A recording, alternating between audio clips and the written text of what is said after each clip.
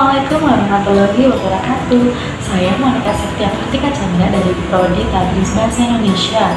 Jadi pada kesempatan kali ini saya akan membahas sedikit mengenai kesadaran HAM yang dimiliki oleh mahasiswa IAIN Kediri sebagai bentuk implementasi Pancasila pada sila kedua dan pasal-pasal yang terkait di dalamnya. Makna dari Pancasila sila kedua ini sebenarnya udah bisa kita lihat loh dari bunyi silanya, yaitu kemanusiaan yang adil dan beradab. Jadi udah pasti yang dibahas di dalamnya itu mengenai sisi-sisi kemanusiaan, rasa kemanusiaan. Lalu gimana sih untuk mengimplementasikan nilai-nilai dasar Pancasila? Sini nih, sebenarnya di dalam mengimplementasikan nilai dasar itu diperlukan nilai-nilai instrumental untuk mewujudkan nilai dasar tersebut. Nah, nilai instrumental ini kita dapatnya di mana sih? Jadi nilai instrumental ini kita dapat dari pasal-pasal undang-undang yang terkait mengenai Pancasila sila kedua. Jadi seperti pasal-pasal undang-undang tentang hak asasi manusia, pasal-pasal tentang kemanusiaan. Oke, jadi aku akan kasih contoh nih sebenarnya pasal apa aja sih yang menjadi landasan dari sila kedua ini. Yang pertama yaitu pasal 28A yang berbunyi setiap orang berhak untuk hidup serta berhak untuk mempertahankan hidup dan kehidupannya. Yang kedua yaitu pasal 28C ayat pertama yang berbunyi setiap orang berhak untuk mengembangkan diri melalui pemenuhan kebutuhan dasarnya, berhak mendapat pendidikan dan memperoleh manfaat dari ilmu pengetahuan dan teknologi, seni dan budaya demi meningkatkan kualitas dirinya dan demi kesejahteraan umat manusia. Ayat kedua, setiap orang berhak untuk memajukan dirinya dalam memperjuangkan haknya secara kolektif untuk membentuk masyarakat, bangsa, dan negaranya. Lalu ada juga nih pasal 28D ayat pertama, setiap orang berhak atas pengakuan, jaminan, perlindungan, dan kepastian hukum yang adil serta perlakuan yang sama di hadapan hukum. Lalu ayat kedua yang berbunyi setiap orang berhak bekerja serta mendapat imbalan dan perlakuan yang adil dan layak di dalam hubungan kerja. Nah, ada juga nih teman-teman pasal khusus tentang HAM, yaitu Undang-Undang Nomor 39 Tahun 1999, pasal 9 ya, ayat pertama. Setiap orang berhak untuk hidup, mempertahankan hidup, dan meningkatkan taraf kehidupannya. Ayat kedua, setiap orang berhak hidup tentram, aman, damai, bahagia, sejahtera, lahir dan batin. Yang ayat ketiga, setiap orang berhak atas lingkungan hidup yang baik dan sehat. Nah teman-teman, ada nih beberapa kasus pelanggaran HAM berat yang pernah terjadi di Indonesia. Nah, ada apa aja sih? Yang pertama, dia 3 sekali. Siapa sih yang gak tahu sama kasus yang satu ini?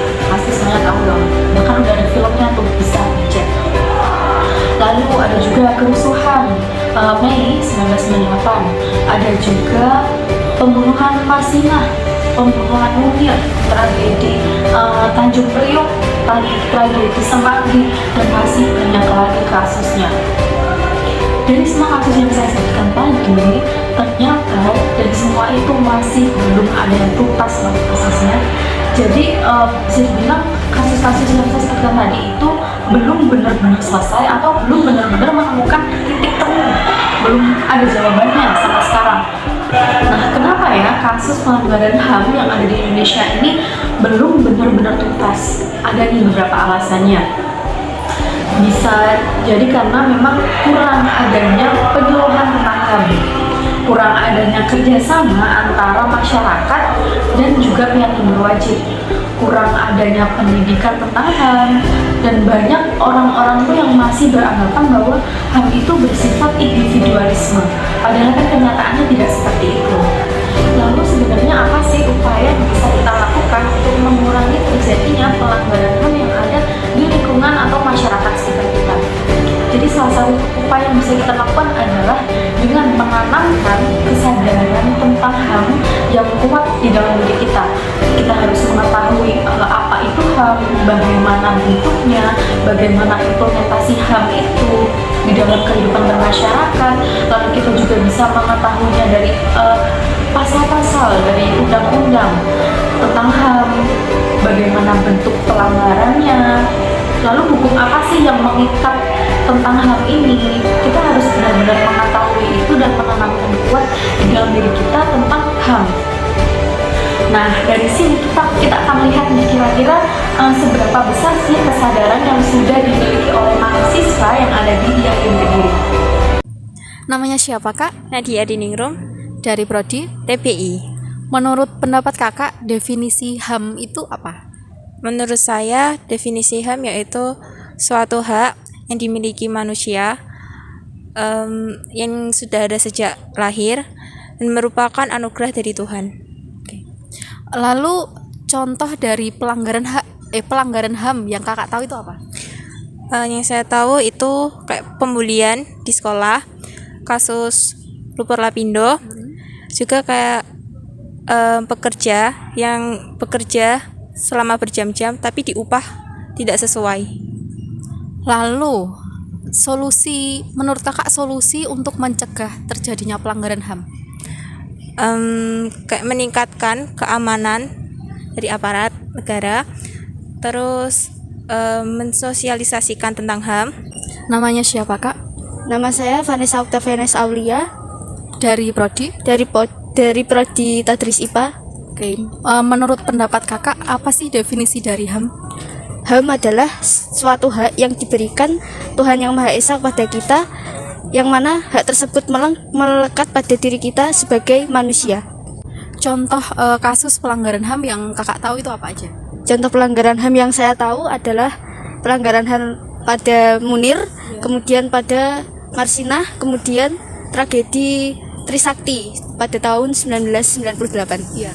Lalu solusi untuk bisa mencegah terjadinya pelanggaran HAM itu apa menurut Kakak? Solusinya ya mensosialisasikan kepada masyarakat untuk pelanggaran-pelanggaran HAM tersebut.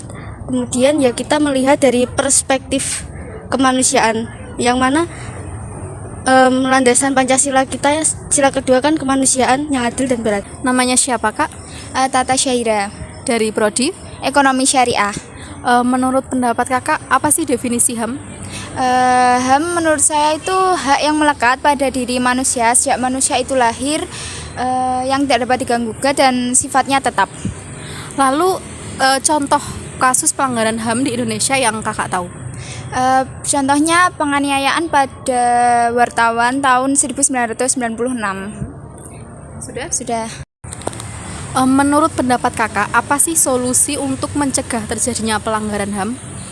Meningkatkan kerjasama yang harmonis antar golongan sehingga saling menghormati hak, kepercayaan sama pendapat masing-masing. Namanya siapa, Kak? Nama saya Irsa Dwi Afirawati Dari Prodi? dari Prodi Perbankan Syariah. Menurut pendapat Kakak, definisi HAM itu apa sih?